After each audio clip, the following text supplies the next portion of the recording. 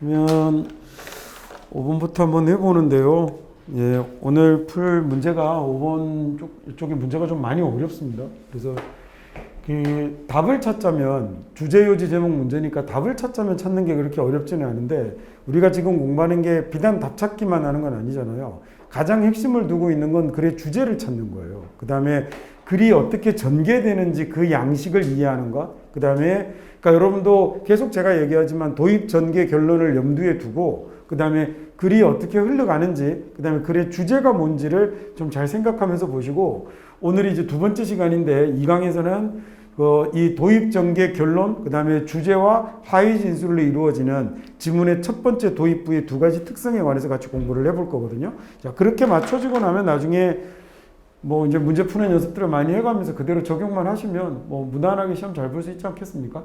5번 지문 내용 자체가 조금 어렵습니다. 한번 풀어보시고 최대한 글의 주제를 잘 잡아보시고 그 다음에 정답도 찾아보시고요.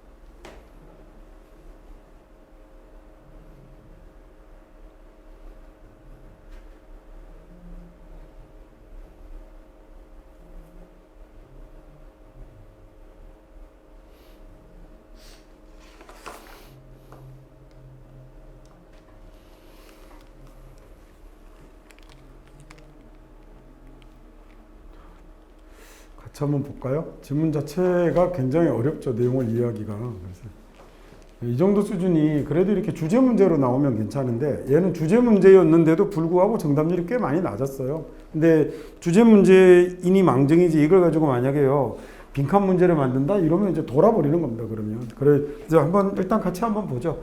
자, 이거 보기 전에 글이 기본적으로 제가 여러분에게 계속 설명드리는 게 수능에 나오는 지문은 기본적으로 어떤 구조를 취합니다라고 그랬냐면 도입하고 그다음에 전개하고 그다음에 결론이 나는 맺은 말이 떨어지는 이런 형태로 이루어지든지 그다음에 이게 아니라면 첫 번째 문장이 직접적으로 뭘 써버리냐면 주제문을 그대로 가져다 놓고 그리고 나면 아래쪽으로 쭉 나오는 내용들은 전부 다 뭐만 나오는 세부 진술들만 나오는 그래서 윗문장하고 아랫문장을 비교해보면 사실 어떤 관계 정도로까지도 서냐면 상하의 관계도 만들어지는 이런 지문의 형식 둘 중에 하나라고 보시면 돼요. 그러니까 도입, 전개, 결론으로 쭉 이렇게 진행을 하든지 아니면 주제문을 꽝 박아놓고 그 아래쪽에 하위 진술만 놓든지 두 가지 형태 중에 한 가지로 대부분 나가게 되는데 자, 그게 만약에 글의 앞쪽에서요. 글의 도입 부분에서 이 자리가 필자의 주장으로 시작을 하면 이 글은 어떤 식으로 이루어지게 되냐면 필자의 주장으로 시작을 하게 되면 말을 왜 이렇게 버벅거리죠? 필자의 주장으로 시작한 글은 내려가서 뒤집기를 할 수 없어요. 자기 주장을 스스로 뒤집는 그런 바보 같은 사람은 없거든요. 그래서 얘는 그리고 그렇게 쓴 글이라면 수능에서 사용하지 않았겠죠. 그래서 필자의 주장으로 시작하는 놈은 거의 주제문에 가깝다고 보셔도 됩니다. 자, 그래서 이렇게 자기 주장으로 시작한 도입이 주장으로 시작이 되면 자신의 주장을 논증하는 방식으로 전개를 하다가 그 이야기를 쐐기를 받는 방식으로 맺은말을 맺기 때문에 이 도입과 맺은말 딱 두 문장만 연결을 해도 두 개가 하나의 완전한 구조를 이루는 듯한 느낌을 주게 되어 있어요. 어떤 말인지 아시겠죠? 그죠? 자, 또는요, 필자의 주장이 여러분이 첫 문장을 보고 마지막 문장을 봤더니 첫 번째 문장이 상위 진술에 해당이 되고 아래쪽이 하위 진술에 해당이 된다면 첫 번째 문장이 그냥 주제문입니다.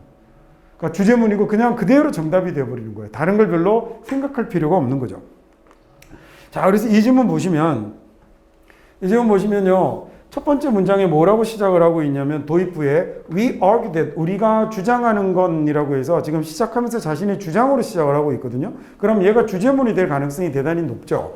자, we argue that 우리가 주장하는 건 자, 그 다음 오늘 제가 이 지문에서 이 어려운 지문에서 여러분에게 자주 또 하나 짚어드리고 싶은 얘기가 앞에서 우리 앞에 나오는 OT 쪽에서 여러분에게 얘기 드린 것처럼 수사는 찾아내는 거였고 현학은 걷어내는 거였어. 그죠? 그러니까 현학의 가장 큰 특징이 뭐냐면 두 가지 아주 어려운 용어를 쓰거나 아니면 복잡한 수사를 가지고 있잖아요. 근데 수능에 나오는 영어 지문들이 이 복잡한 수사를 가지고 있는 경우들이 많아요. 그럴 때 하나하나 단어를 빼놓지 않고 모든 걸 다 해석하려고 하지 마시고 싹 걷어버리고 뼈대만 남기면 돼요. 그러니까 살들은 다 걷어내버리고 딱 뼈대만 남기면 되는 거예요. 그래서 우리의 주장은 무려 여기서 여기까지 엄청나게 길게 있지만 이 문장을 일일이 하나하나 다 해석하지는 않아도 된다는 거죠. 하지 말라는 얘기가 아니고요. 핵심을 잘 짚으라는 얘기입니다. 살을 발라버리고 꾸미는 말을 빼버리고 뼈대를 남기는 것. 야, 정의에 대한 윤리적 원칙이 꼭 필요한 바탕을 제공합니다. 무엇에 대한 바탕을 제공하냐면 정책에 대한 바탕을 제공하거든요. 어떤 정책이냐면 태어나지 않은 세대와 그리고 가장 가난한 나라들을 기후변화로부터 보호할 수 있는 정책에 대한 핵심적 바탕을 제공하는 건 정의에 대한 윤리적 원칙입니다. 라는 말은요, 한국말로 써놔도 무슨 말인지 힘들 것 같아요. 그죠? 그러니까 이거 그냥 뭐냐면 정의롭게 정책을 만듭시다. 이런 얘기였죠. 자, 그리고 나서 다시 보세요. 정의에 대한 윤리적 원칙. 우리가 정의를 정말 윤리적으로 그 원칙을 철저히 잘 지키면 정의라는 것에 대한 윤리적 원칙이 우리가 정책을 만들 때 꼭 필요한 바탕이 되어줄 거야. 정말 현학적이잖아요. 무슨 얘기를 하고 있는 거냐면 야, 정책 좀 정의롭게 짜야 되지 않겠어? 라는 얘기를 한 거죠. 정의로운 정책입니다. 정의로운 정책. 근데 그 정의로운 정책이 지금 뭐 하는 정책이냐면 뭐 하는 정책이죠? 기후변화로부터 누구누구를 지키는 정책이에요. 미래 세대와 그 다음에 가난한 나라들을 구할 수 있는 기후변화로 인한, 그죠? 기후변화로 인한 뭐에 관한 얘기냐면 정책을 좀 정의롭게 만들어 봅시다 라는 게 지금 이 글의 첫 번째 문장에 나타난 얘기죠. 됐어요? 기후변화와 관련되어서 정의로운 정책을 좀 세워봅시다 라는 게 첫 번째 문장입니다. 자, 그 다음에 중간에 쭉 보니까 눈에 딱 띄게 무엇들이 보이냐면 고유명사들이 막 나타나요. 그러면 얘네들은 첫 번째 문장에 대한 세부 진술들을 하위 진술들을 계속해 나가고 있다는 얘기가 되는 거죠. 그리고 나서 여러분 마지막 문장 한번 보시겠습니까? 중간에 나오는 얘기들은 제가 다시 문장 하나씩 펼쳐놓고 자세히 설명을 드리겠습니다. 자, 심지어는 아주 이런 돈에, 뭔 돈인지 모르지만 앞쪽에 있었겠죠. 근데 이런 돈에 아주 적은 양만 쓰더라도 우리가 어쩌고 저쩌고 할 수 있을 겁니다. 라는 이런 얘기를 해서 이 아래쪽에 나오는 얘기는 위쪽에 나오는 내용에 대한 뭐가 될 거냐면 하위 진술이라고 봐도 좋겠고, 그 다음에 얘를 구체적인 내안을 제시한 거라면 얘를 맺은 말이라고 봐도 좋겠습니다. 핵심은 뭐 하자는 얘기냐면 올바른 정책을 세워서 기후변화에서 누구를 구해내자라고 얘기를 하고 있냐면 미래 세대를 지키고 가난한 나라들을 도와주자라는 얘기를 하고 있는 거죠. 자, 그것만 갖고 답을 한번 볼까요? 거기 1번 보시면, 그러니까 앞에 우리 그 2페이지에 걸친 요약문에서도 제가 그 얘기 했잖아요. 잘 모르겠으면 다시 한번 첫 번째 문장과 마지막 문장. 잘 모르겠으면 다시 한번 첫 번째 문장과 마지막 문장으로 정답을 찾는 겁니다. 자, 여기 보니 Reforming Diplomatic Policies 라고 그랬거든요. 외교 정책을 개혁한다라고 그랬어요. 가난한 나라들에서의 외교 정책을 개혁하는 것이라고 했는데 지금 이 단어 하나가 안 어울리죠. 나머지 이야기들은 괜찮았는데 외교 정책을 이야기한 게 아니라 뭐에 관한 이야기가 들어있어야 되죠? 기후변화에 대한 정책이 이거의 토픽인데 이걸 다루지 않는 정답이란 건 있을 수 없는 거잖아요. 이번은 볼까요? 환경위기에 대한 세계적 인식을 높이는 겁니다. 자, 그냥 환경위기인 건 알겠는데 환경위기를 인지하자라는 얘기를 한 게 아니라 무슨 얘기를 한 거죠? 기후변화에 대한 올바른 정책을 세우자라는 게 지금 이 글의 주제가 되는 거죠. 그리고 나서 3번 볼까요? 자, 가난한 나라에서의 경제적 평등을 복원해야 하는 이유. 뭐 이렇게 했습니다. 이거 뭐 완전 딴소리로 넘어갔고요. 4번 보니, 원조와 정책을 개혁하는 것으로 기후변화에 대처하기라는 보기 4번이 그러면 정답이 되어야 되는 거죠. 자, 나머지 문장을 보지 않아도 답을 찾을 수 있군요. 주제문의 위치가 어딘지를 명확하게 알 수 있다면 영어는 그 주제문을 슬쩍 틀어서 뭘 쓰거나 이런 거 하지 않고 주제문을 명확하게 지문에 표기를 하기 때문에 답을 쓰는 게 별로 어렵지 않은 거죠. 5번은 뭐니 뭐라고 되어 있냐면 국제 분쟁을 해결할 때 OECD의 역할이라고 해서 쟤는 뭐 정말 완전히 거리먼 이야기를 하고 있었습니다. 자, 그러면 이번에는 문장을 하나씩 한번 내나가 볼까요? 우리가 이 책에서는 이 책은 이제 이 최단 시간 수능 독해라는 제목을 갖고 있는 이 강의에서는 앞쪽에 단락 독해편하고 뒤쪽에 핵심 이용 연계편에서 이렇게 해석들을 해나가지만 나중에 모의고사 편에서는 여러분하고 공부할 때요. 그 이런 마음쯤 되겠죠? 이런 마음쯤 되면 방금 이렇게 답을 찾고 나면 이걸로 다음 문제로 넘어갈 겁니다. 어떻게 할 건지 감 잡히시죠? 지금은 이거 갖고 뒤에 거 해석해서 공부하는 거잖아요. 얘는 공부하는 거죠. 해석 연습하고 단어 외우고 하는 공부하는 거지만 나중에 뭐 두 달 반 이렇게 남았을 때는 그때 갑자기 영어 해석 실력이 늘어봐야 얼마나 늘겠어요. 단어를 외워봐야 몇 개를 더 외우고 있어요. 그때는 문제를 푸는 능력을 더 함양시키는 게 중요하겠죠. 그러니까 그때는 오히려 그런 쪽으로 방향을 맞춰서 갈 거고 지금은 그렇게 문제 푸는 훈련도 하지만 뭐 단어도 설명하고 문장 구조도 설명하고 이러면 그와 관련돼서 여러분이 영어의 내용도 메꾸셔야 하는 거죠. 자, 우리가 주장하는 건이라고 필자의 주장으로 시작하는 건 주제문일 가능성이 높겠는데 머릿속에 떠야 됩니다. 자, 그 다음에 윤리적 원칙, 정의에 대한 윤리적 원칙. 너무 현란한데 provide an essential foundation. 이게 꼭 필요한 바탕을 제공해 주겠지. 자, 정의가 정책에는 중요하잖아 라고 이 정도로 이제 머릿속에 정리가 돼가면 되겠죠. 자, 그래서 정의로운 정책을 만들어서 태어나지 않은 미래 세대와 그 다음에 가난한 나라들을 기후변화로부터 구해야 합니다. 라는 이런 말이 된 거죠. 자, 관련된 쟁점이 이번 보니까 자, 이와 관련된 쟁점이 일어나고 있죠. 자, 쟁점이 생기고 있어요. in connection with 라고 하면 뭐뭐와 관련하여 라는 얘기거든요. 자, 이것과 관련해서 쟁점이 생기고 있는데 뭐와 관련해서 쟁점이 생기고 있냐면 현재 그리고 늘 부족한 원조죠. 자, 이렇게 말이 복잡하면 뭐만 남아도 되냐면 뼈만 남아도 된다고요. 이 말 아시겠죠? 뼈대만 남겨도 됩니다. 그래서 for this nation, 가난한 나라들에 대한 원조와 관련해서 문제가 생기고 있죠. 머릿속에 놓지 마세요. 기후변화에 대한 정책을 만들어야 되는데 이 기후변화 정책과 관련해서 가난한 나라들의 원조하고 관련된 문제가 생기고 있다라는 얘기예요.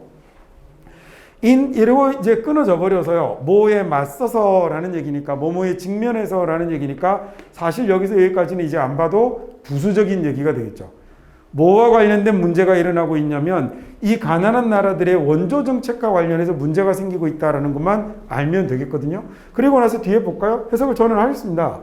자, 뭐에 직면해서냐면 위협이 커지고 있고요. 뭐에 대한 위협이 늘어나고 있냐면 농업과 수자원에 대한 위협이 증가하고 있고 그리고 국제교역의 규칙에 직면해서 그 다음에 농업과 수자원의 커지는 위협과 직면해서 이렇게 된 거예요. 직면해서 뭐냐면 이런 나라들의 원조 정책과 관련된 문제가 일어나고 있다라는 얘기를 한 거죠. 그것도 현재의 늘 부족한 원조와 관련해서 어떤 관련된 쟁점이 일어나고 있습니다. 자, 게다가 이 국제교역의 규칙은 또 어떠냐면 주로 누구에게만 부유한 나라들에게만 이익이 되는 거죠. 기후정책과 관련된 정책입니다. 기후정책과 관련된 정책, 그 관련된 문제로 뭐가 생기고 있냐면 가난한 나라들의 원조와 관련된 논의가 일어나고 있다. 쟁점이 생기고 있다라는 뼈대가 머릿속에 남아야 됩니다. 3번 볼까요? 자, 이렇게 the worst poorest peoples에게 세상에서 가장 가난한 사람들에게 원조를 늘리는 건, 가난한 나라들에게 원조를 좀 늘려주는 건 이건 꼭 필요한 부분이거든요. 효율적인 완화 정책에서 꼭 필요한 부분이거든요. 말 어렵고 복잡하다 그죠? 빼버리고 뭐만 하면 되죠? 원조 늘려야 되죠. 이것만 가면 됩니다. 일본 기후변화 정책 만들어야 되는데 관련한 문제로 원조가 있어요.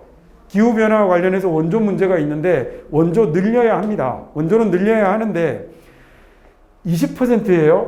탄소 배출의 20%는 주로 어디에서 나오냐면 열대 산림 파괴에서 나오는 거잖아요. 포레스트가 산림이니까 앞에 DE 붙여서 주저앉히는 거죠. 20% 정도가 이 열대 지역의 산림 파괴로 인해서 생기고 있다는 걸 생각해 보라고요. 그러면 카본 크레딧이 for forest preservation에 이 산림 보존을 위한 탄소 배출권이 결합시켜 줄 겁니다. 뭘 결합을 시켜 줄 거냐면 combine A 그 다음에 with B라고 쓰면 A와 B를 결합하다라는 얘기가 되는 거죠. 그러면 이 산림 보존을 위한 탄소 배출권이 뭐와 뭐를 하나로 만들어 줄 거냐면 이 가난한 나라들에 대한 원조와 그 다음에 가장 비용 대비 효율적인 요새 우리말로 가성비 좋은 형식의 이런 그 감소를 하나로 묶어주게 될 거다라는 얘기죠. 즉 이게 뭔 얘기를 하는 거예요? 원조하고 기후변화 정책이 따로 노는 게 아니라 이 지금 이러이러한 상황들을 고려해 보면 가난한 나라들의 탄소 배출권이 다시요. 이 산림 보존을 위한 탄소 배출권이 가난한 나라들에 대한 원조도 되고 뭐도 될 거냐면 기후변화에 대한 아주 효율적인 대처도 될 거다라는 얘기를 하고 있는 거죠. 자, 그런데 제 생각에는 거의 대부분의 수험생은 아마 여기서부터는 무슨 말인지 해석을 못했을 것 같습니다. 그렇지 않았을까요? 그랬을 것 같은데요. 그러면 제가 어쩌라고 그랬죠? 첫 번째 문장과 연관을 지어서 이해하려고 해보고 그래도 안 되면 제가 어쩌라고 그랬어요? 반드시 제자리로 돌아오니까 겁먹지 말고 제껴버리라고 그랬죠. 제일 위험한 게 뭐라고요? 쓸데없는 창의력. 그 이상한 거 발동하지 마시고 그냥 넘어가야 됩니다. 이 내용은 무슨 말인지 아시겠어요? 탄소 배출권이 여러분 혹시 뭔지 알아요? 그 교토의정서에서 합의한 거였죠. 그래서 가난한 나라들의 이 탄소 저감 시설을 지어주면 그러면 자기들에게 배당된 탄소를 좀 더 배출할 수 있도록 허용해주는. 그래서 지금 이 사람이 주장하는 건 탄소 배출권 정책 이런 걸 잘하면 보세요. 이 사람들 지금 먹고 살겠다고 산림을 다 깨고 있잖아요. 차라리 얘네들에게 탄소 저감 시설을 지어주면 그건 원조도 될 거고 그 다음에 또 동시에 뭐도 되는 거냐면 얘가 경감 정책도 되는 거잖아요. 그러니까 이걸 지금 좋은 대안으로 이 사람은 얘기를 하고 있는 거죠. 아마도 그래서 가장 가성비 좋은 비용 대비 효율적인 하지만 정치적으로는 아주 복잡한 정책 개혁은 what be 뭐가 될 거냐면 이건 뭐냐면 비용 대비 효율성은 좋으나 정치적으로 어려운 건 복잡한 개혁은 뭐가 될 거냐면 바로 several hundred billion dollars의 직접적인 연간 보조금을 없애버리는 거예요. 지금 하고 있는 그거 없애버리고 뭐로 대체하자는 거죠? 탄소 배출권 같은 걸로 대체하자는 얘기를 하는 거죠. 이게 from 어디에서 나오는 거냐면 두 가지 가장 크다란 수혜자들입니다. in the OECD에서 가장 크다란 수혜자인 바로 파괴적 산업농업과 그 다음에 화석 연료로부터 나오는 이 연간 보조금을 없애버리는 게 가장 좋은 방법이 될 거라고요. 자, 심지어는 걷다 쓰고 있는 여기에 쓰고 있는 돈의 아주 조금만이라도 적은 양이라도 accelerate이라는 단어는 가속화시키다라는 얘기죠. 얘는 뭘 가속화시킬 거냐면 이미 빠른 속도에 이미 빠르게 성장하는 기술적 진보를 더 속도를 높일 수 있을 겁니다. 자, 그리고 또 하나는 재생 가능한 에너지에 대한 투자를 많은 영역에서의 재생 가능한 에너지의 투자의 속도를 높일 수 있을 겁니다. 자, 뭐도 당연하냐면 꼭 필요한 전환도 도움이 되겠죠. 자, 어떤 전환이냐면 보존 농업으로의 좀 전에 얘기했던 파괴적 농업 말고 친환경적인 보존 농업으로의 변화뿐만 아니라 이 돈 지금 막 이상한 데다 쓰고 있는 저 보조금 떼다가 일부만 써도 그래도 보존 농업으로 전환하는 데도 도움이 되고 그 다음에 안 그래도 지금 전기 자동차 이런 거 이제 막 만들기 시작했잖아요. 그러니까 이게 더 빠른 식으로 발전해 갈 수 있을 거고 재생 가능한 에너지에 대한 새로운 투자들도 만들어낼 수 있을 건데 왜 그런 이상한 데다가 돈을 쓰고 있냐는 거죠. 그래서 얼른 효율적인 자, 그래서 앞쪽에서 주장한 게 뭐였냐면 이 사람은 기후변화에 관한 정책을 제대로 만들어야 합니다라고 얘기를 했거든요.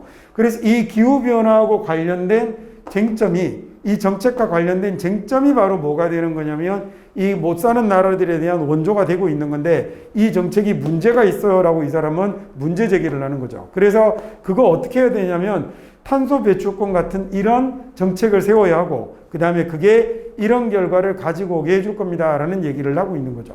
지금 이 앞쪽 파트 1에는 좀 어려운 질문들이 좀 많기는 한데요. 얘는 그 중에서도 좀 이해하기가 만만치 않은 그런 질문 같아요. 아마 여러분도 좀 전에 푸실 때하고 제가 해석할 때하고 해석이 좀 많이 다른 부분들이 있었을 것 같거든요. 자, 그래 전개에서 이 질문에서는 저거 머릿속에 하나 넣고 갑시다. 첫 번째 문장이 자신의 주장으로 시작하면 뒤집게 하지 않습니다. 그래서 자신의 주장을 논증해 나가는 방식으로 가되 마지막 문장이 맺은말이 되거나 그 다음에 또는요 하위 진술이 되어서 첫 번째 문장을 주제문으로 가져올 가능성이 대단히 높습니다. 5번 진짜 어렵네요. 그래도 얘는 주제 문제에서 답 쓸 수 있습니다. 정말 답이 잘 안 찾으시면 첫 문장과 마지막 문장의 힘으로 정답을 찾아가세요. 자, 이번에는 이 질문도 만만치 않아요. 그래도 기본 구조를 가지고 잘 들여다보면 답 찾으실 수 있습니다. 6번 풀어보시죠.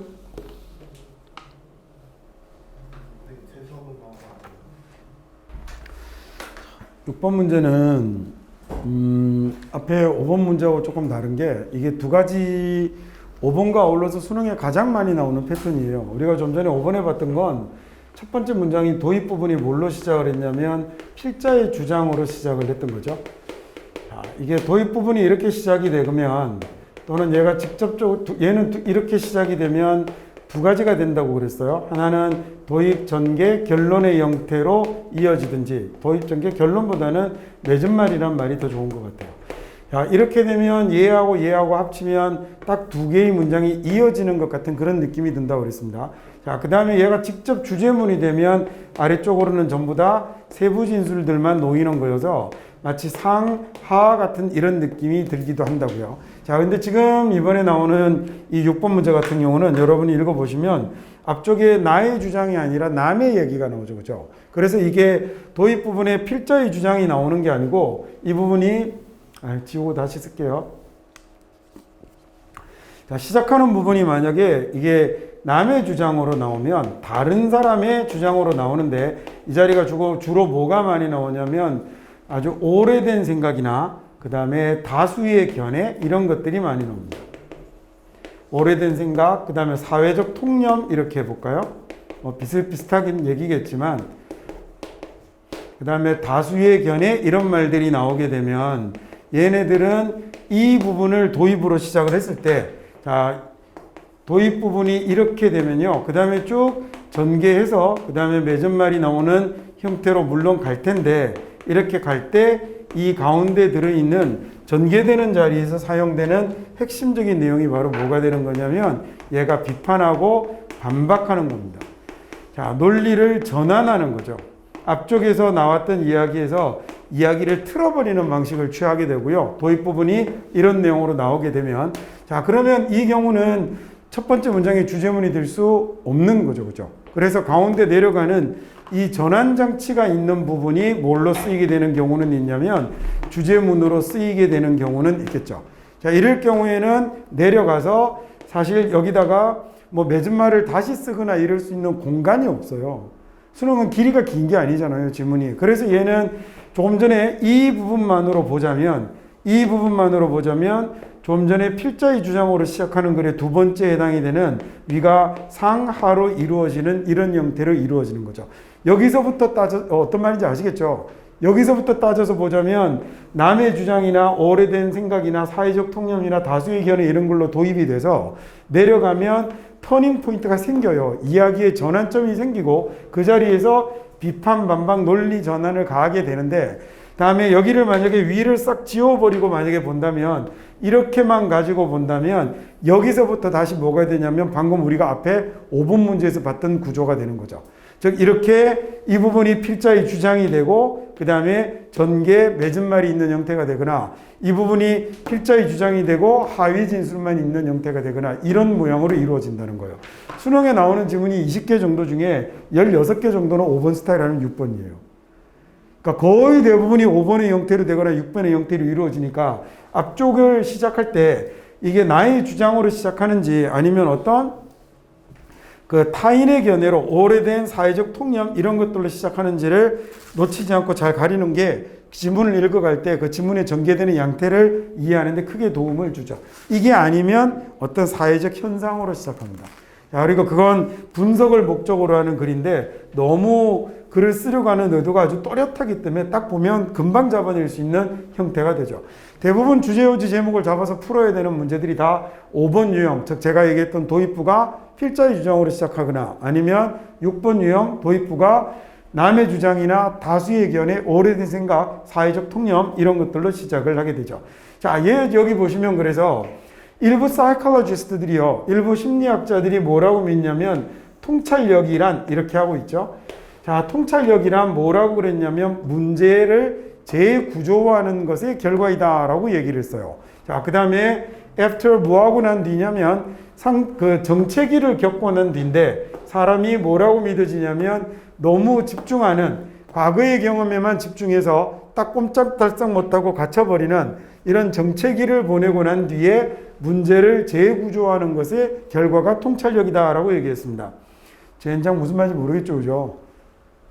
뭔 얘기를 하는지 잘 모르겠잖아요. 핵심은 여기서 일단 다 끝난 거예요. 이 뒤에 나오는 말은 이제 좀 부수적이거든요. 자, 그 다음에 여러분이 이 다음을 읽어가다가 뭘 잡아냈으면 되냐면 쭉 가다가 뭐가 나오죠? Nevertheless, 그럼에도 불구하고 라는 드디어 문장을 전환하려고 하는 장치가 이제서 나타난 거죠. 통찰력이란 some psychologist들은 뭐라고 얘기를 하냐면 얘네들은 통찰력이란 문제 재구조화의 결과라고 얘기를 하는데 여기는 뭐라고 나와요? 연구에 의하면 이라는 말이 나오죠. 연구 결과가 나오면 개기지 말라고 그랬습니다. 얘는 주제문입니다. 연구에 따르면 뭐라고 그랬냐면 얘는 다르게 얘기를 하고 있죠.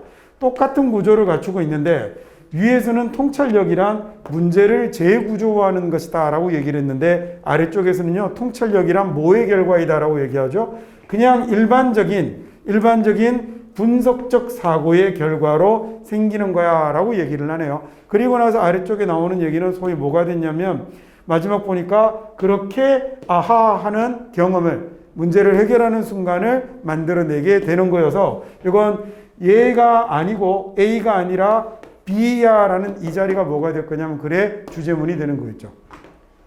그러면 저 자리를 봤으면 지금 주제문이 되는 자리가 어떤 자리다라는 걸 봤으면 그 내용을 수능은 보기에 그대로 옮겨요. 정말 어렵게 내면 단어나 표현을 바꾸지 내용 자체가 변하지는 않거든요. 보기 1번 보니 뭐라고 되어 있냐면 창의적 사고에서 경험의 단점입니다. 그 다음에 보기 2번은 뭐라고 되어 있냐면 통찰력을 얻을 때 있어서 이 분석적 사고의 중요성이라는 2번이 좀 전에 우리가 봤던 여기 있는 이 주제문에 해당되는 문장을 그대로 옮겨 놓은 거죠. 그러면 당연히 2번이 정답이겠죠. 자, 3번은 뭐니까요? 새로운 관점을 만들 때 통찰력의 기여라고 얘기를 했고요.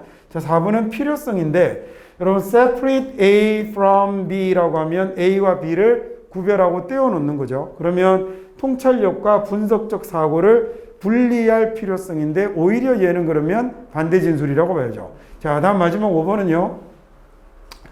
in-depth라고 하면 우리말로 심화 정도 됩니다. 아주 깊이 있는 지식이겠죠. 그럼 경험으로부터 깊이 있는 지식을 획득하는 것의 어려움이라는 이런 말이 됐습니다. 자, 그 다음에 그러면 이번에는 문장을 한번 보도록 할게요. 자, 어떤 심리학자들은 믿어요. 뭐라고 믿냐면 통찰력은 뭐의 결과냐면 문제를 재구조화하는 거죠. 여러분 재구조화한다는 얘기 뭔지 알아요? 그러니까 문제 해결의 방법에 관한 설계를 새로 하는 겁니다. 쉽게 여러분이 수학 문제를 풀었는데요. 문장제 문제를 풀었는데 앞에 보고 이렇게 해봤는데 몇 번 시도해봐도 안 되거든요. 아, 이거 아닌가 봐 라고 해서 완전히 새로운 방법으로 접근하는 거. 그게 문제의 재구조화예요. 자, 그럼 방금 그 설명으로 이어가 볼게요. 뭐 하고 난 뒤에 문제를 재구조화를 하냐면 non-progress니까 발전하지 못하는 기간이죠. 그래서 얘 정체기라고 하면 되겠군요. 문제가 해결이 안 되는 겁니다.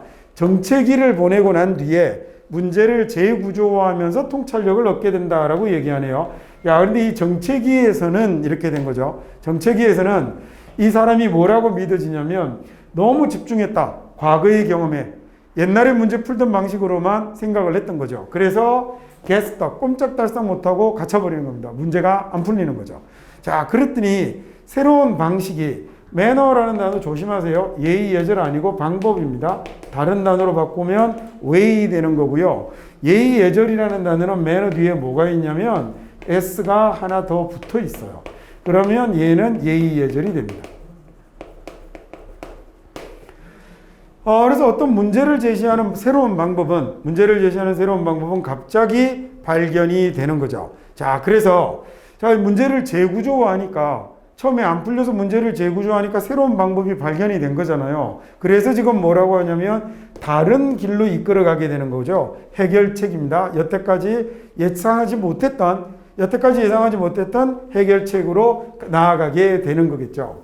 자, 그래서 it has been claimed 이렇게 주장을 하는 거예요. 뭐라고 주장을 하냐면 지금 이렇게 새롭게 문제에 접근하는 방법이 발견된 얘를 지금 통찰력이라고 얘기를 한 거거든요. 얘를 인사이트라고 얘기를 한 건데 이런 특정한 지식이나 경험이 필요하지 않다는 거죠. 뭐 하는데 그러냐면 attain이라는 단어는 얻다, 획득하다, 달성하다라는 뜻이죠. 즉 통찰력을 얻는 데 있어서요. 이런 문제의 상황에서 통찰력을 얻는데 어떤 특정한 지식이나 그 다음에 경험이 필요하지는 않다라고 얘기를 하는 거죠. 야, 그런데 사실은 말입니다. 사실은 사람이 break away from 경험에서 깨고 나와야 하는 거거든요. 그래서 let the mind 생각이 wander freely 자유롭게 돌아다니다 방황하다라는 뜻이에요. 생각이 좀 자유롭게 돌아다닐 수 있도록 해줘야 하는 거거든요.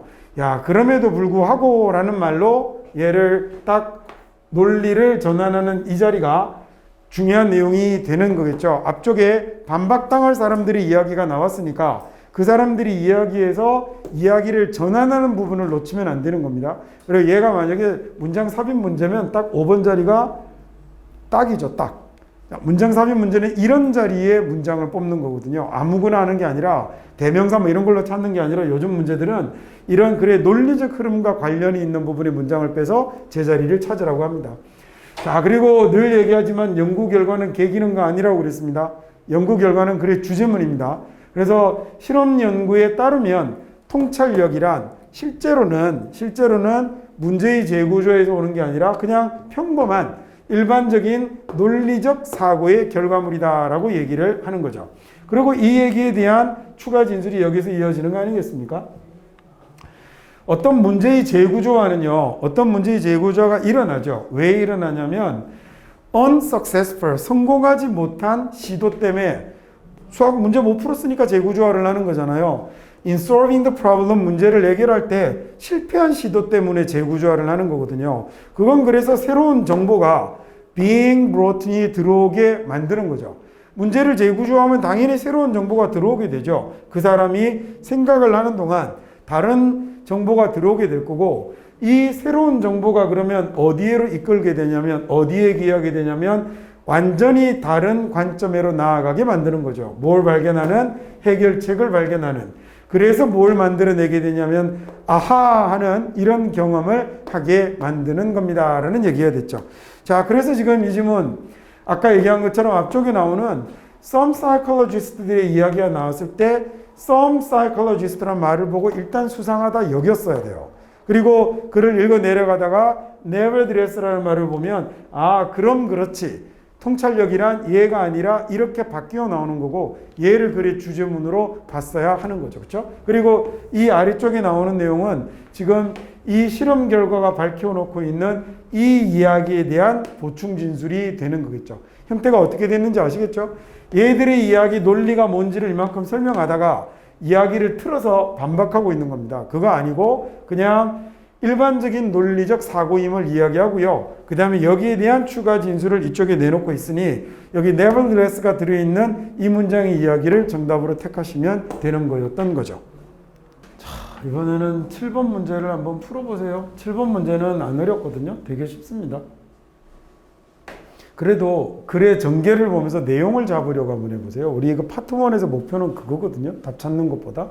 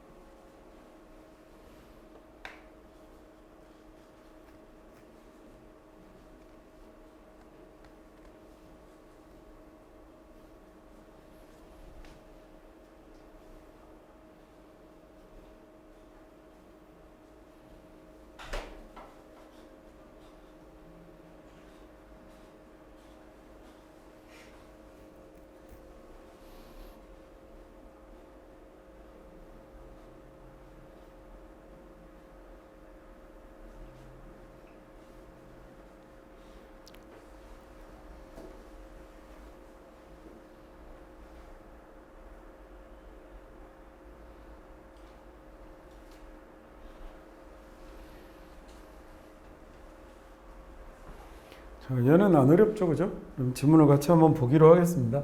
앞쪽에 보니까 첫 번째 도입 부분에 자, 도입 전개 맺은 말 이거 항상 머릿속에 잘 염두에 두고 있으세요. 자, 도입 부분에 뭐라고 얘기했냐면 소비자들이 정보가 부족하면이라고 있어요. 적절한 정보가 부족하면인데 적당한 정보가 부족하면인데 이런 거 없어도 되잖아요. 그러니까 문장의 제일 기본 뼈대를 잘 남겨서 지문의 내용을 여러분이 읽어 나갈 수 있는 방식대로 편하게 읽어가는 게 아주 중요합니다. 자, 그래서 소비자들이 정보가 부족하면 뭐 할 정보가 부족하냐면 informed choice 해석될 수 있으면 좋겠는데 그냥 안 되면 선택할 정보가 부족하면 그것도 안 되면 정보가 부족하면 그것도 안 되면 날려도 되죠. 왜? 그냥 얘는 조건이잖아요. 앞에 있는 부사였으니까 얘 뼈대 자체가 아니거든요. 근데 뭐 그런 식으로 전부 다 날려먹을 수는 없으니 그냥 소비자들이 정보가 부족할 때는 정부가 스텝핀이니까 개입을 하는 거죠. 정부가 말을 들여놓습니다. 그래서 요구하게 되죠. 뭘 요구하게 되냐면 회사야 정보를 제공하라 라고 요구를 하게 되는 거죠. 자, 소비자들의 정보가 부족할 때는 정부가 개입해서 회사들어 정보를 제공하라고 합니다라는 말이 도입부였어요. 자, 정부가 개입해서 뭘 확보하는 거죠? 정보를 확보하는 겁니다. 소비자들에 대한 정보의 제공을 정부의 개입으로 확보하는 겁니다. 자, 근데 그다음부터 뭐가 막 보이기 시작하냐면 계속 대문자가 나타나는 거 보니까 첫 번째 문장에 대한 뭘 들어주고 있는 거죠? 대문자라는 거 결국 고유명사 얘기한 거잖아요. 고유명사가 떴다는 건요. 예를 들었다는 얘기죠. 뭐 100% 아닙니까? 그럼 그냥 얘 들었군 이렇게 가도 돼요. 저 그냥 그렇게만 가도 돼요. 첫 번째 문장만 해석이 되면 정보가 부족하면 그러면 정부가 개입한다고 정보를 내놓으라고. 근데 그러다가 뭔가 시선을 하나 끌었습니다. 하지만 이런 규정이 제대로 작동을 안 하면 이런 규정이라는 게 그럼 여기 나왔던 거잖아요. 이런 규정이 작동을 잘 안 하면 그러면 마치 이 작동을 잘 안 할 때가 있죠. 그죠? 작동을 잘 안 할 때가 있어요. 이게 엔론 스캔들이 보여줄 때처럼이라고 이랬네요. 자, 그러면 또 엔론이라는 말이 나타나서 잘 작동을 안 하기도 하지 라는 말에 대한 예를 또 들었잖아요. 정부가 개입해서 정보가 부족하면 정부가 개입해서 정보를 내어놓으라고 하지.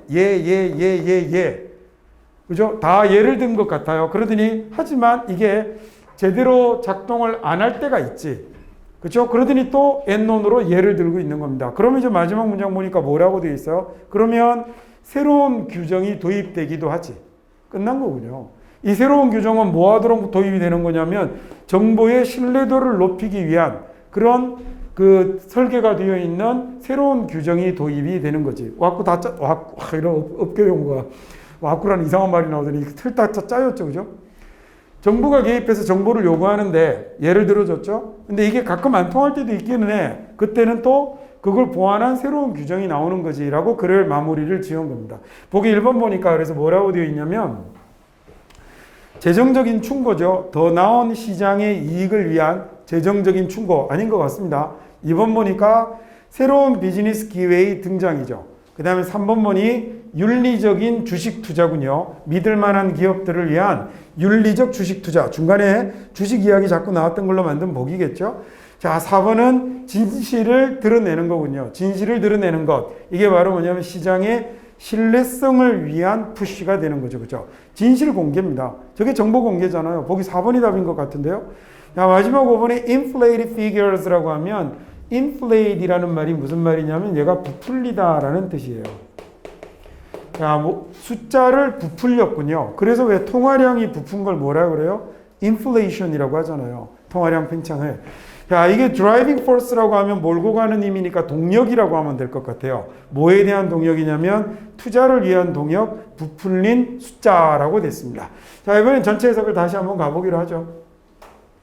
자, 소비자가 충분한 정보가 부족하면 뭐 할 수 있는 informed choice를 할 수 있는 정보가 부족하면 inform이라는 말이 정보를 주다라는 얘기니까 얘는 정보를 받은 거죠. 즉 정보에 기반한 선택을 할 수 있는 그런 정보를 가지고 선택을 할 수 있는 그런 정보가 부족하면 정부가 자주 개입을 해서 요구하게 되죠. 회사들어 정보를 제공하라고 요구를 하게 됩니다.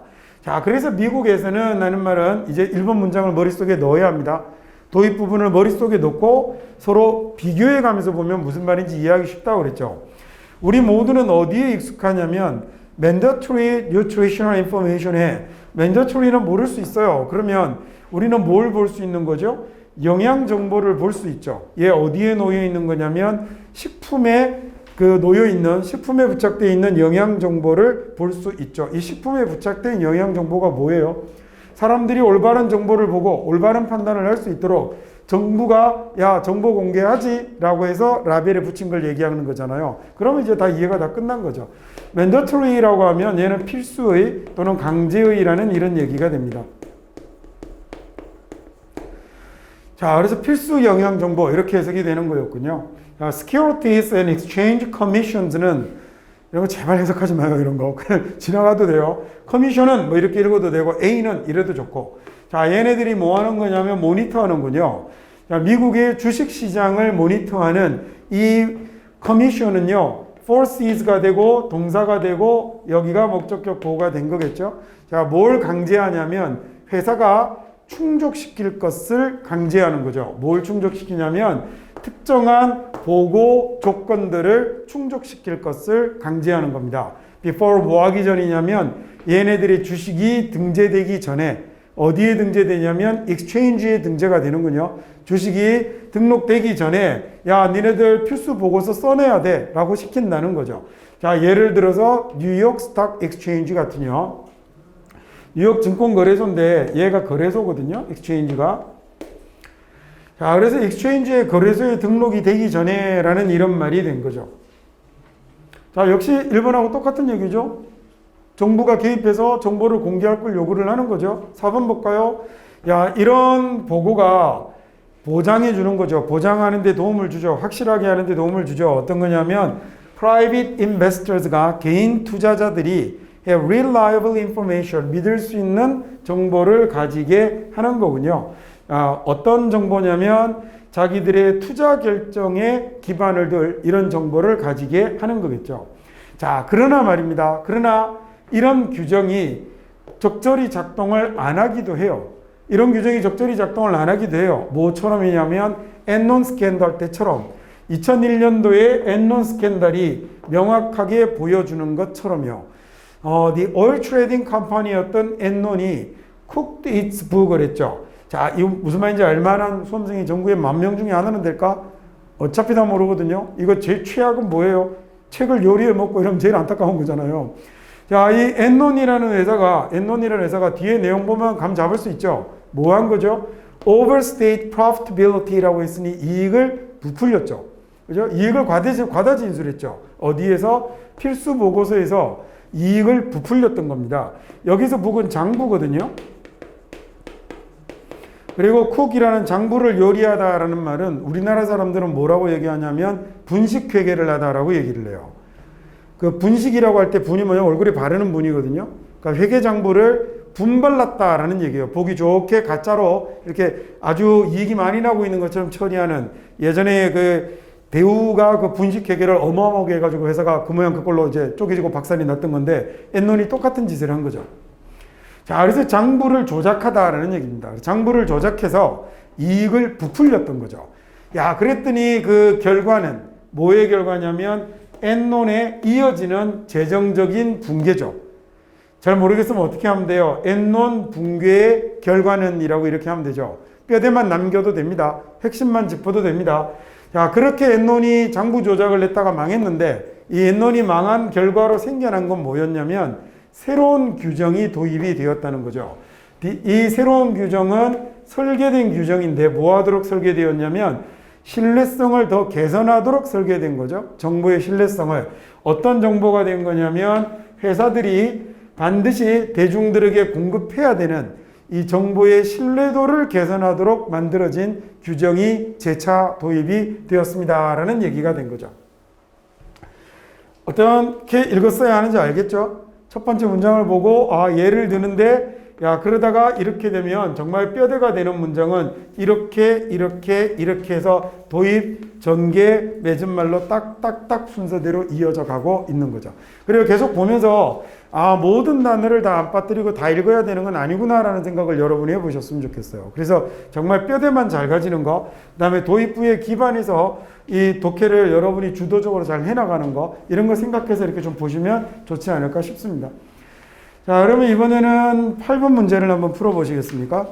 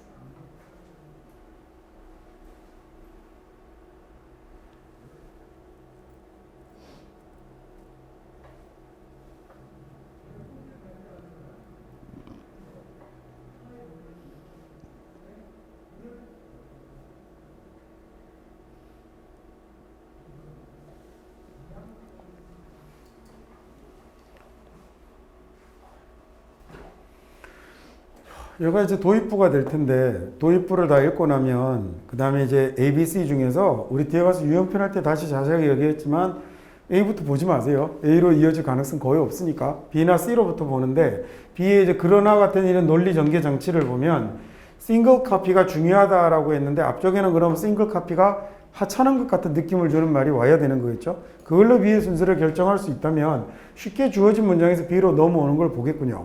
그 다음에 further이라는 말은 게다가라는 말이 주어져서, 게다가 잠재적인 독자들이 새로운 매거진을 어쩌고저쩌고 해서 합니다라는 말은, 얘는 역으로 얘를 먼저 읽고 게다가 다음에 오는 말이 뭐일지를 생각하는 것도 한 가지 요령이 되는 거죠. 자, 얘는 뭐 내용 어렵지 않으니까 그냥 바로 문장을 읽어 나가도록 하겠습니다. 자, 대부분의 소비자 잡지는 depend on 어디에 의지하냐면, 어디에 의존하냐면 구독과 광고에 의지하는 거죠. 우리 유튜브에 그 구독이라고 되어 있는 게 subscribe라고 적혀 있거든요, 영어로. 얘가 이제 구독하다라는 말이 되는 거죠. 여기는 물론 명사고요. account for이라는 말은 차지하다라고 해석합니다. 자, 물론 얘는 이거 말고 뭐 더 있냐면 설명하다라는 뜻도 가지고 있고요. 우리 전국모의고사 우수문항 할 때 account 제가 자세하게 설명을 했었죠. 그렇죠? 그래서 subscription이 account for 차지하는데, 구독이 거의 90% 정도를 차지한답니다. total magazine circulation, 전체 잡지의 유통이라고 하면 더 좋을 것 같아요. 전체 잡지 순환에, 이러면 좀 이상하잖아요. 전체 잡지 유통의 90% 정도를 차지하는 게 구독이 차지하죠. 자, 구독이 무려 90%나 차지하지만, 자, 그래도 싱글 카피가, 뉴스탠드가 그 account for the rest라고 하니, 싱글 카피는 차지하는데 the rest라고 하면 나머지잖아요. 야, 우리가 한 부, 두 부, 이렇게 부수를 셀 때 그 부라는 말을 뭐라고 하냐면 copy라고 하거든요. 그래서 단권이라는 얘기입니다. 그래서 단권 판매가 나머지를 차지하는데, 여기서요, 저렇게 앞에 커마가 나오고 그 다음에 or이 나오잖아요. 그러면 얘는 즉이라는 뜻이에요. 또는 이라는 말이 아니에요. 그래서 단권 판매 싱글 카피가, 즉 가판 판매가 또 나머지를 차지한다라고 했는데, 뉴스탠드는 뭐 요즘은 거의 사라졌죠. 옛날 보면 버스 정류소나 지하철역 이런데 신문 가판대 이런 거 세워놓잖아요. 그 꽂혀있는 그 잡지 같은 거 그런 데 꽂아놓는 그 가판대를 뉴스탠드라고 하거든요. 저렇게 한 권씩 팔리는 거 싱글 카피가 나머지를 차지하는데, 하지만 자, 90%는 구독이고 그 다음에 싱글 카피는 10%밖에 안 되지만 싱글 카피의 판매가 대단히 중요하다라고 얘기를 했습니다. 자, 왜 그러냐면 얘네가 bring in 들여오거든요. 더 많은 수익을 내는 거죠. 더 많은 수익을 가져다 주기 때문에 중요합니다. 그 다음에 per magazine이라고 하면 잡지당이라는 얘기가 돼요. 잡지 한 권당 수익이 훨씬 더 크기 때문에 싱글 카피가 중요합니다. because 왜 그러냐면 구독의 가격은요. 구독의 가격은 전형적으로 일반적으로 최소 50% 적거든요. 뭐보다 50% 싸냐면 만약 싱글 이슈의 구매 가격보다 50% 이상 적거든요. 자, issue라는 단어가 동사로 쓰면 얘가 발행하다라는 이런 뜻을 가지고 있어요. 자, 그래서 명사로 쓰면 발행본이라는 말이 되니까 발행이라는 뜻도 있고요. 그 다음에 우리가 몇 호 이렇게 얘기하잖아요. 1호, 2호 이렇게 책 같은 거 얘기할 때 2호로, 3호로 이렇게 얘기할 때 그 호라는 말을 영어로 issue라고 씁니다. 물론 issue는 이거 말고 쟁점이라는 이런 명사도 물론 있죠. 자, 하지만 싱글 카피가 10%밖에 안 돼도 중요합니다. 왜냐하면 얘네들이 더 많은 수익을 잡지당 가져다 오니까요. 자, 왜냐하면 구독 가격은 대체로 50% 싸거든요. 뭐보다 단권을 구매하는 가격보다 50% 싸니까요. 자, 게다가 잠재적인 독자들은 explore new magazine을 찾는데, 새로운 잡지를 찾는데 뭘로 찾는 거냐면 싱글 이슈를 구매하는 것으로, 어떤 잡지를 볼까라는데 처음부터 구독할 수 없으니 한 권을 사서 자기가 볼 잡지를 찾는다는 거죠. 자, 그러니 all those insert cards with subscription offers니 정기 구독에 제한이 있는 이 모든 insert 카드가 잡지 안에 꽂혀 있는 카드를 얘기하는 거죠. 얘가 are included, 모든 이런 카드들이 잡지에는 다 들어 있는 겁니다. 뭐 하는 거죠? 당신에게 구독을 권하는 이라는 말이 됐네요. 자, 그리고 일부 잡지들은 distribute이라는 단어가 얘가 나누어 주다, 배포하다 라는 얘기고요. 자, 경우에 따라서 나누어 주고 남은 상태에 분포하다 라는 이런 뜻으로 사용하기도 합니다.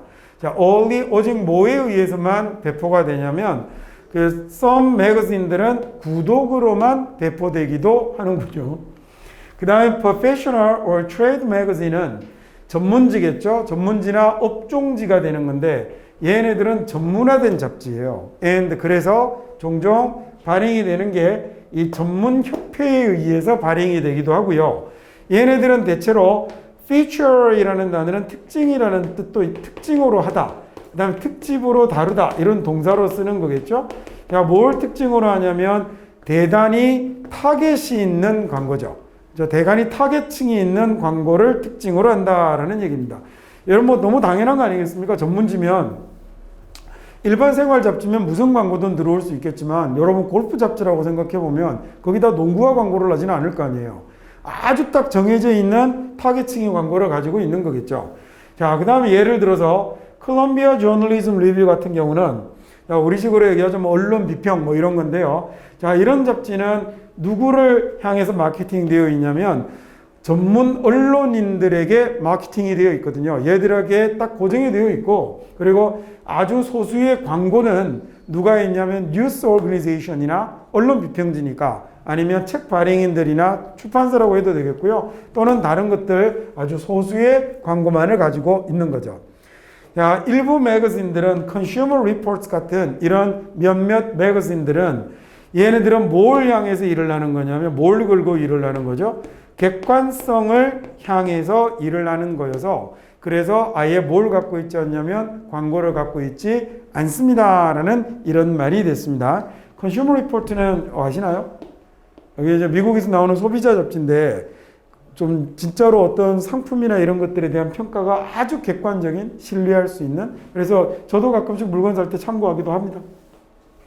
전화기 성능 비교 이런 거, 뭐 자동차, 청소기 이런 비교들 이렇게 굉장히 잘 되어 있거든요. 나중에 여러분도 참고해 보세요. 읽기 전혀 어렵지 않아요. 여러분 수준이면 아주 넘치게 충분히 쉽게 읽을 수 있습니다. 굉장히 도움 많이 되는 그런 잡지죠. 자, 그럼 이번에는 9번 문제 풀어보세요.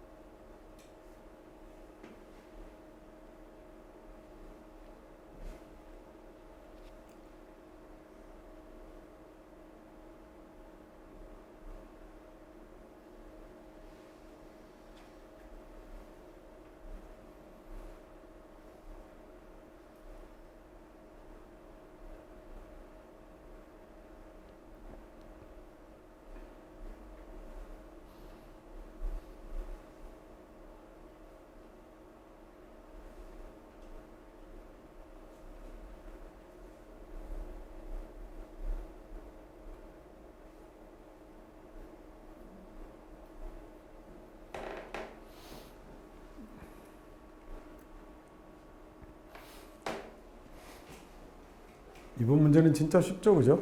첫 번째 문장에 보니까 어쩌고 저쩌고 합니다 라고 얘기를 하고, 그 다음에 도입부를 보시면 그 소비자들이 와인을 좋아한다 라고 그랬거든요. 자기들이 이게 90달러짜리야 라는 말을 들으면, 우리 돈 한 10만원 하나요? 이거 10만원짜리 와인이야 라고 얘기 들으면, 야 이거 만원짜리야 라고 얘기 들었을 때보다 훨씬 더 좋아한다는 얘기죠.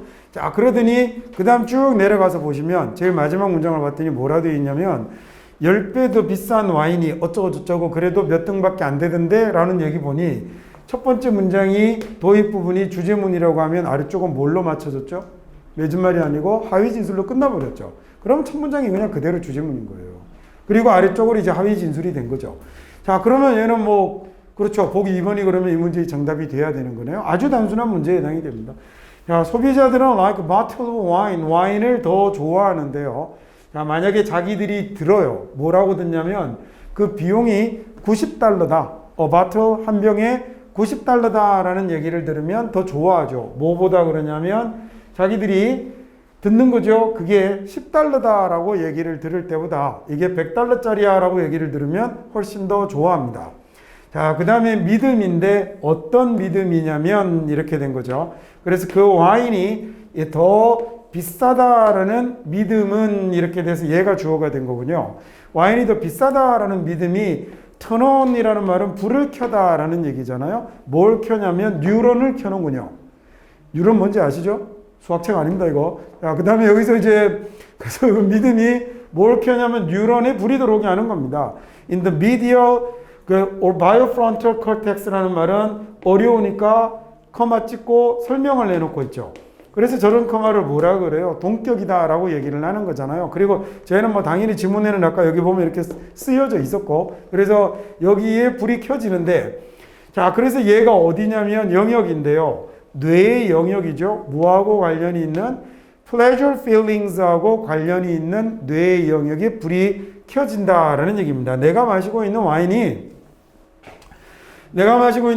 이게 훨씬 더 비싼 거야 라는 걸 나는 이렇게 그런 믿음이 어디에 신호를 집어넣게 되냐면 pleasure feelings를 담당하는 뇌의 영역에 신호를 켜서 사람들이 더 좋아하게 된다라는 얘기죠. 즉, 첫 번째 문장에 뭔가를 진술하고 두 번째 문장에 그 이유까지 내놨습니다. 도입 부분을 이렇게 처리를 하더니 그 다음에 이제 여기에 대해서 2008년도 어쩌고저쩌고 나오는 거 보면 실제 사례 진술을 통해서 이야기를 하는 거겠죠. 부연 진술이 나오는 거죠. 가격표가 없는 와인은 그래서요, 이런 효과를 가지지 못하더라고요. 자, 2008년도에 American Food and Wine Critics가, critic이라는 명사는 얘가 꼭 생긴 게 IC가 붙어서 꼭 형용사처럼 착각하기가 쉬운데 critic은 명사로 비평가입니다. 자, 그래서 American Food and Wine 비평가들이요, 팀업이라고 했으니까 팀을 이룬 거죠. 누구랑 팀을 이뤘냐면 통계학자 한 명하고요. 이 통계학자는 예일대학교의 통계학자 한 명하고, 그리고 두 명이네요. 이번에는 스웨덴의 경제학자 두 명하고 팀을 이루어서 The Study 연구를 해본 거죠. The Results, 그 결과를 연구해 본 건데, 이 수천 건의 블라인드 테이스팅은 뭔지 아시죠? 블라인드 테이스팅의 결과를 연구를 해봤대요. 와인에 대한. 근데 그건 그 범위가 from 어디에서 1.65달러에서부터 한 병에 150달러짜리까지. 그러니까 한 병에 한 2,000원 정도 하는 거죠. 그렇죠?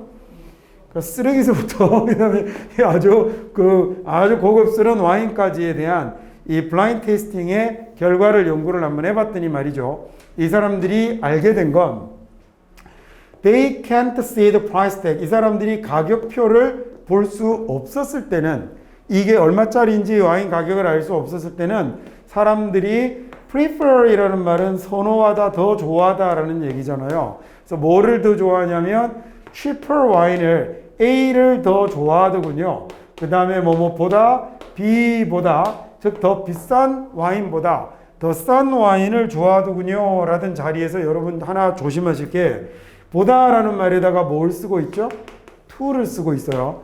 이 prefer A to B라고 씁니다. 얘가 가끔씩 모의고사 같은데 문법 문제로 나오기도 하거든요. 얘는 tense면 틀립니다.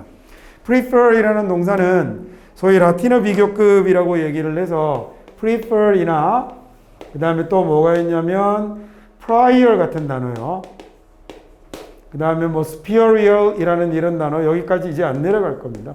그 다음에 junior, senior 이런 것도 해당이 되는데 얘네들은 A 쓰고 그 다음에 뒤에 then이 아니라 뭘 쓰는 거냐면 to를 씁니다. 이 자리에다가 to를 쓴다는 거 주의해서 알아두십시오. 자, 막상 가격표를 안 보여주고 했더니 이 촌티나는 입맛들이 오히려 싼 걸 고르더라 라는 얘기예요.